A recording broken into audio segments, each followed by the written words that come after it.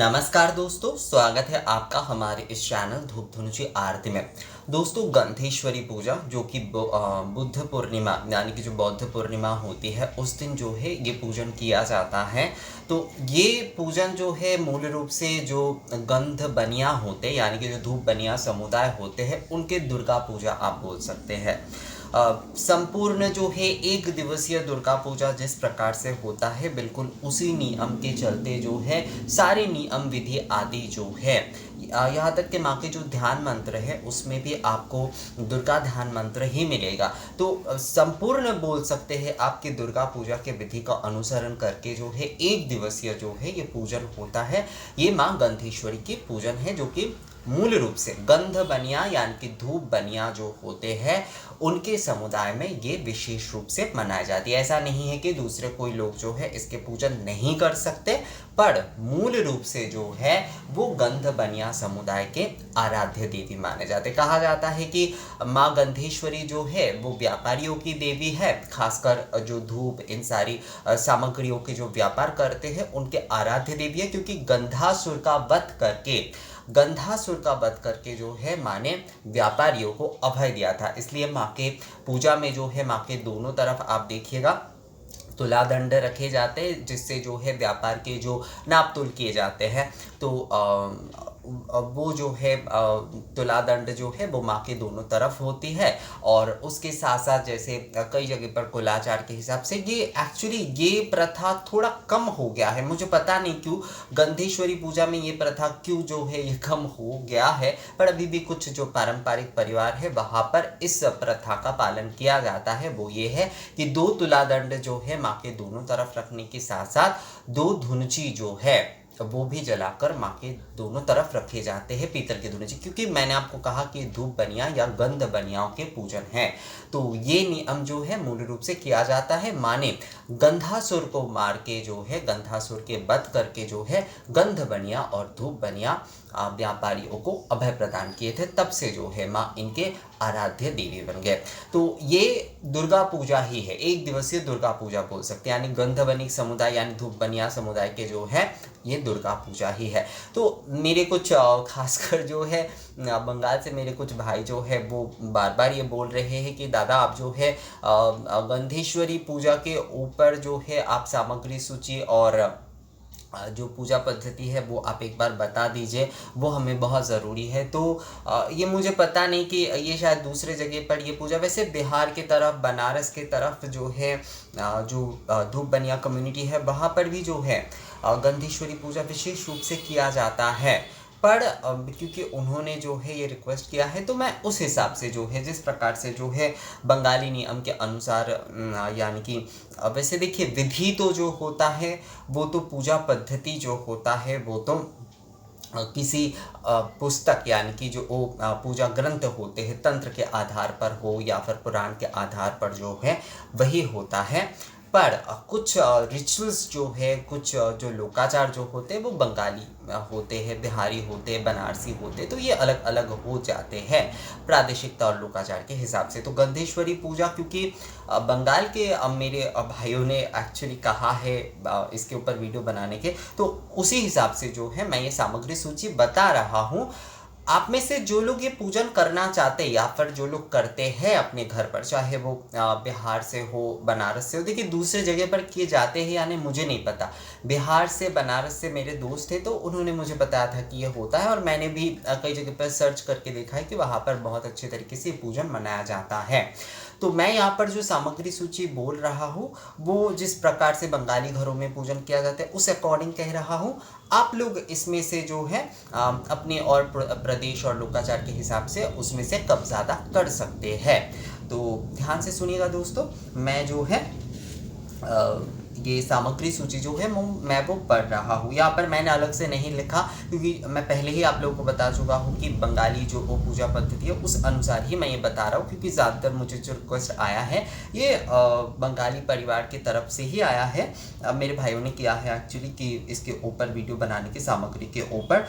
तो यहाँ पर जैसे कि मैंने आपको पहले भी कहा कि ये दुर्गा पूजा है, एक दिवसीय दुर्गा पूजा। माँ के अगर आप स्वरूप देखते हैं तो वहाँ पर माँ जो है गंधासुर के वध कर रहे हैं, तो उसी स्वरूप में जो है माँ के पूजन किया जाता है। तो इसमें जो है सबसे पहले सिद्धि, सिंदूर, तिल, हरितकी, पंचशस्य, पंचगुड़ी, पंचरत्न, सर्वौषधि, मधुपर्क के लिए एक कांसे का कटोरी, शहद यानी मधु, शीत स्पर्शक, माशकलाई, लाल सूता, तीर काठी, तिकाठा, तिकाठा जो हाड़ी के ऊपर रखा जाता है, तिकाठा, दर्पण, आलता पदा का होता है क्या, लाल रंग के एक्चुअली जो कॉटन होता है, मतलब जो कपास होता है ना, उसे जो है वो आलता में डुबो कर ही बनाया जाता है। तो आप जो पूजा सामग्री भंडार में जाकर अगर कहते हैं तो वो आपको दे ही देंगे। ये मैं क्योंकि बंगाली परिवार के पूजा पद्धति के हिसाब से बोल रहा हूँ, तो कई सारी ये चीज़ें हो सकता है कि जो लोग बिहार में, बनारस में या बाहर पूजन कर रहे हैं तो उन्हें ये ना मिले। तो देखिए, जो चीज़ नहीं मिल रहा है उसमें आप परेशान मत होइए। आप माँ के जो है षोडशोपचार पूजा विधि में क्या क्या अब जो वस्तुएं होती है उसके हिसाब से आप पूजन करिए। मैं षोडशोपचार पूजा विधि के बारे में जो है दूसरे वीडियो में बता दूंगा। यहाँ पर मैं केवल जो है सामग्री सूची बता रहा हूँ। तो आप लोगों को जो चीज़ नहीं मिल रहा है उसे लेकर परेशान बिल्कुल मत होइएगा। मूल विषय यहाँ पर यही है कि माँ के 10 उपचार या फिर षोडशोपचार विधि से जो है पूजन, आरती, सेवा करना, ये बहुत इंपॉर्टेंट विषय है दोस्तों।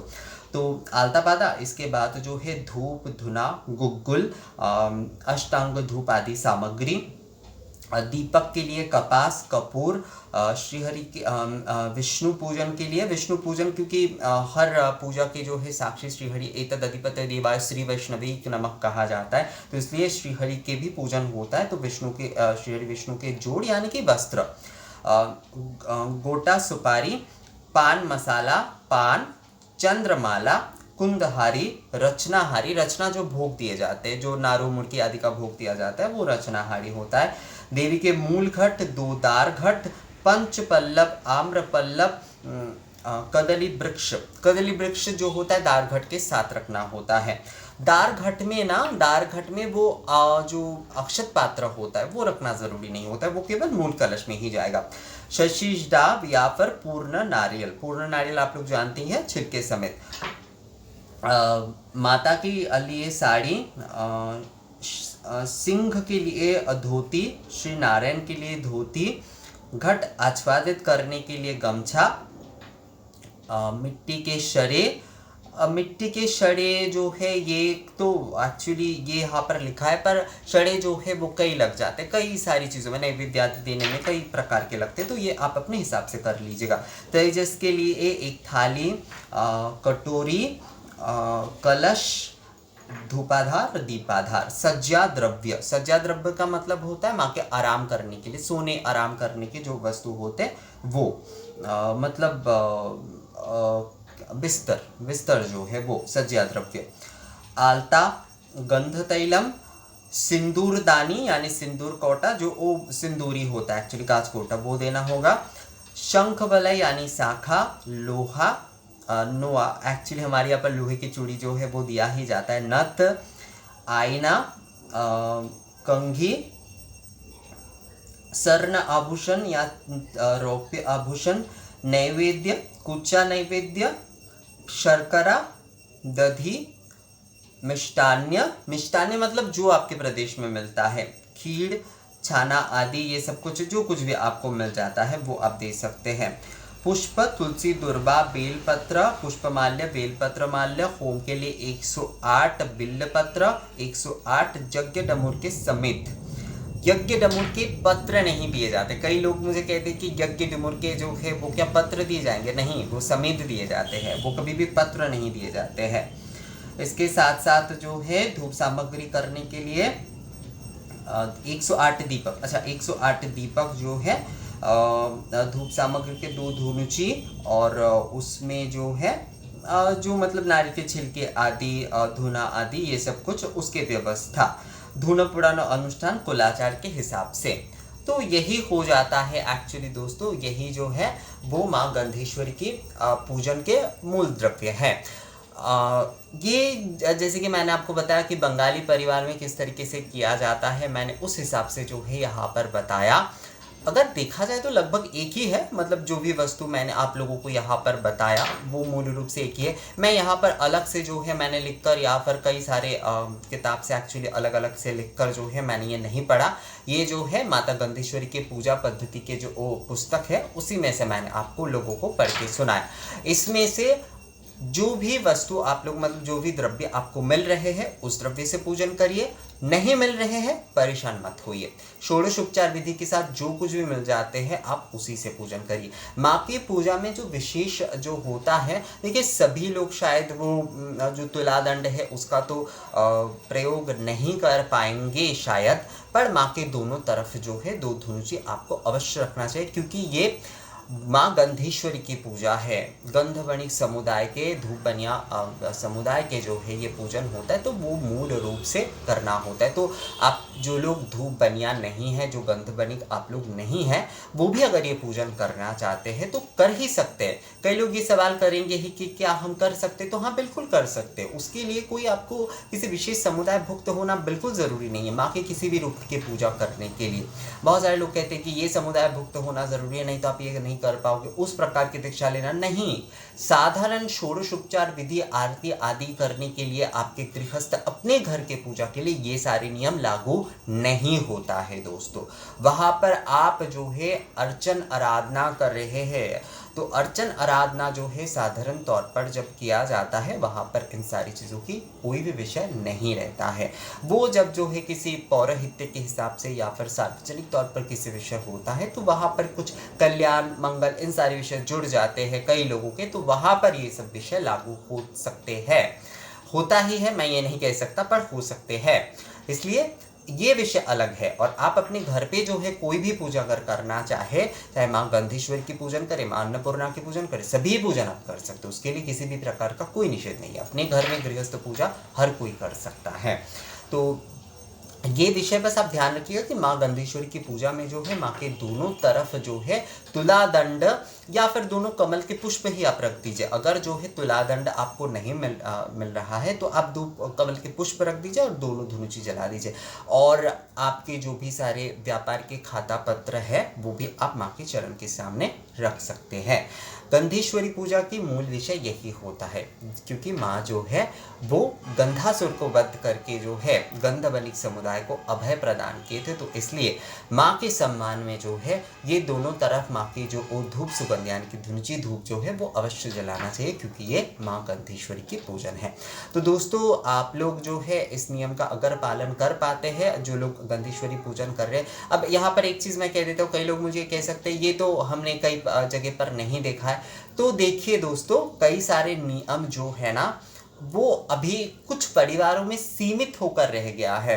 गंधेश्वरी पूजन कई लोग जो है वो बस नियम रक्षा के लिए कुछ लोग करते हैं, कुछ लोग जो है अपने पुराने परंपरा का पालन करते हुए करते हैं।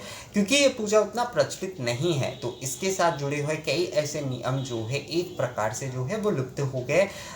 नियम रक्षा के लिए जो है केवल मात्र ये पूजन किया जाता है। इसलिए ना माँ गंधेश्वरी की पूजा पद्धति के किताब जो है वो भी आपको बहुत कम मिलेंगे बाजार में, एक आध मिल जाते हैं। कई बार ना वो ढूंढते ढूंढते मिलता है, मतलब उसके जो प्रिंट होता है वो भी बहुत कम मात्रा में होता है। पूजा के लिए बस शायद 20-25 वो निकलवाते हैं और उसी समय लोग खरीद लेते हैं। तो यही मूल विषय होता है। माँ गंधेश्वरी की पूजन जो है वो बहुत पुराने समय से चला आ रहा है, पर जो है उनके कुछ माँ के पूजा के साथ जुड़े हुए कई प्रथा कई जो नियम है वो एक प्रकार से अभी लुप्त हो गया है। तो इसलिए आपको इसके बारे में इसके जो मतलब आदि जो पूजा के कुछ नियम लोकाचार पूजा के पद्धति जो है वो आपको नहीं दिखेगा। बस नियम रक्षा के लिए ही ज़्यादातर परिवार आजकल पूजन करते हैं, पर उसमें से कुछ परिवार है जिन्होंने जो है उन सारी चीज़ों को बहुत अच्छे तरीके से संरक्षित रखा है। जो भी हो दोस्तों, विषय यहाँ पर यही है कि माँ के सामने आप दो धनुची धूप जलाकर षोडशोपचार विधि के साथ जो है मैंने आपको जो सामग्री सूची कहा उसके साथ या फिर षोडशोपचार में जो भी आपको मिल जाए नॉर्मली उसके साथ माँ की आप पूजन करिएगा। तो अगले वीडियो में मैं आपको माँ के षोडशोपचार पूजा जो निवेदन विधि है वो आपको बता दूंगा। तो मिलते हैं आपसे अगले वीडियो में, तब तक के लिए नमस्कार।